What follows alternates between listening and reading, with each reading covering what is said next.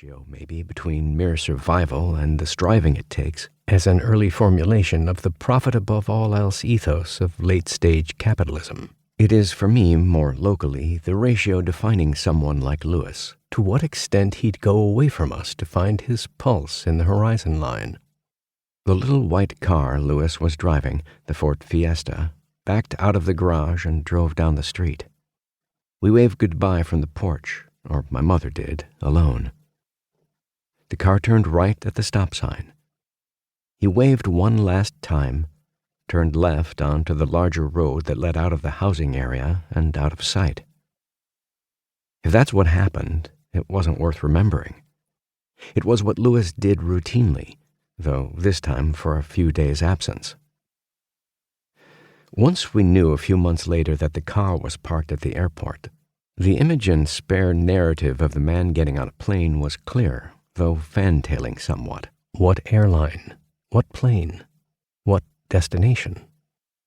There's an interface between the man and his location as we imagine him. That he or someone else driving the car flew away was a narrative we could connect to something. The car found next to a bridge or a cliff would be a different narrative. We project back on the scene our later feelings, that he had a deeper seriousness, taciturnity, rigidity of body, that his tone of voice was slightly altered, something coded, involuntarily expressive of a more permanent goodbye. Or was he just too good at the game?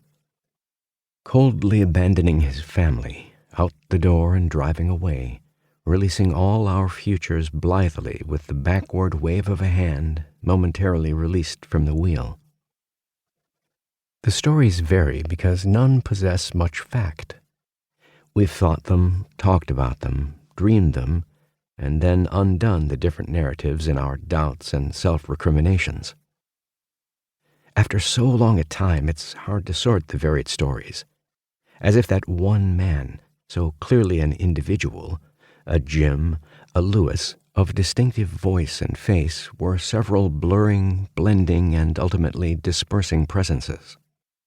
Death, too, a certain death, can cause the personality to collapse. Posthumous evidence can reveal the flaws, weaknesses, indiscretions. Or a survivor's memory and imagination outstrip the static, fragmented images of the dead, the ones we valorize, make monuments to, for the dead, who inhabit some corner in our psyches, slowly fading.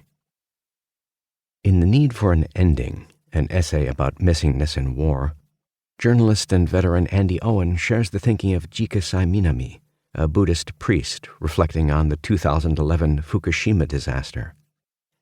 Minami defines the virtual as what can be turned off and on. The virtual can be put out of mind. The real, on the other hand, is unavoidable. A missing person is real, Minami argues, whether alive or dead. You can't simply put them out of mind. So more than constructing or receiving the virtual, he argues, we should engage the real, both present and absent. I use Minami's terms oppositely, because it's not raw reality we concern ourselves with, but illusion.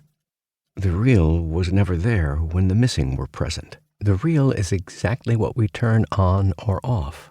That's what the brain is for. But the takeaway is that when we can't find the missing or bring back the dead, we can still, as Owen says, follow through on known wishes, ask for advice, and say goodbyes that were never said. Idra Novi's narrator in her novel Ways to Disappear observes of the protagonist, a translator for a recently vanished novelist in Brazil, for so long she'd willingly sought the in-between. She'd thought of herself as fated to live suspended, floating between two countries, in the vapor between languages.